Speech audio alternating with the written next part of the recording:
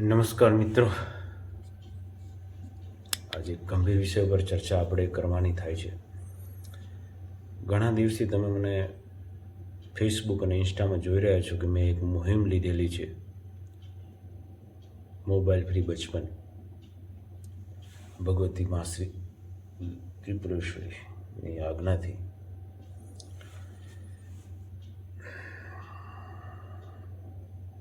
હમણાં વધુમાં વધુ વિષયમાં ચર્ચા થઈ છે મોબાઈલ ઉપર.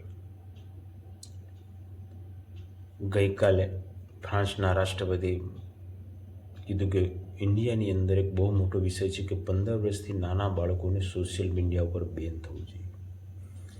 એનાથી એક વીક પહેલાં નરેન્દ્ર મોદીએ બાળકો સાથે એક ચર્ચા વિચારણા કરી ઓપન ગ્રાઉન્ડમાં કે બાળકો વગર મોબાઈલે જમતા નથી, મોબાઈલ વગર ચાલતું નથી. આ સંદેશ દરેક ભારતીયો માટે છે. અમદાવાદની અંદર 13 વર્ષની દીકરી મોબાઈલ રમતા રમતા એના ફાધર પિતાએ ના પડતા સુસાઇડ કરી લે છે. હમણાં પૂનમના આસપાસના દિવસોમાં એક ઘટના બની. 18 વર્ષની છોકરી મોબાઈલ રમતી હતી, છઠ્ઠા માળથી ચંપલાવી દે છે.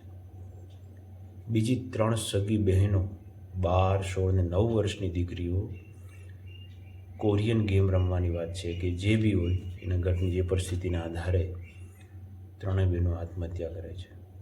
આ બધી નાની દીકરી અને નાની છોકરીઓ છે. બીજા અસંખ્ય એવા કિસ્સાઓ છે કે નાની દીકરી બેન દીકરીને ફોસલાવીને એનો દુરુપયોગ કરે છે. આપણે કશું જાણતા નથી. અમુક કિસ્સા તો બહાર આવતા જ નથી, લાજ શરમને લીધે. હવે આ જવાબદારી આપ સર્વની છે. સમાજ સેવા અને સેવા પરમો ધર્મ છે.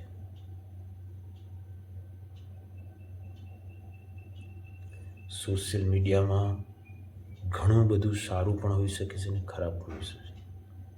તમે બાળકોને આ જમાના તમે ના નહીં પાડી શકો તો અમુક સમય મર્યાદિત કરો. ઉંમર પ્રમાણે 10 વર્ષ થઈ ગયા છે, 15 વર્ષ થયા છે તો સાંજે કલાક, સવારે અડધો કલાક સવારે, સાંજે અડધો કલાક, ધીરે ધીરે કરી એની ટેવમાં સુધારો કરો. ભોજન સમયે સર્વે સાથે જમવાનું ચાલુ કરો. ઘરની અંદર મોબાઈલ ફ્રી હવર્સ રાખો કે આટલા કલાક મોબાઈલ નહીં. મોબાઈલની અંદર નેટ તમારા ઘરે લિમિટેડ રાખો.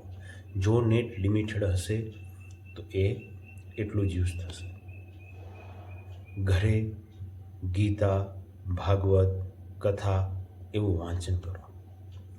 નાની નાની બાલ વાર્તા અભ્યાસ કરી એને સંભળાવો. તમારા પિતૃઓની વાર્તાઓ સંભળાવો. એવી રીતે એમને ધીરે ધીરે કરી મોબાઈલની લતથી છોડાવો. આ બહુ મોટું દૂષણ છે. આ મારી ફક્ત મેં લીધેલી હતી એક મુહિમ, એ મારી એકલાની નથી.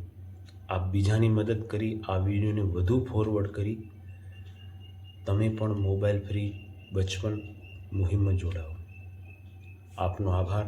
મારો પ્રયાસ સફળ રહે એ ભગવાન ભગવતીને પ્રાર્થના. શ્રીમાત્રે નમઃ.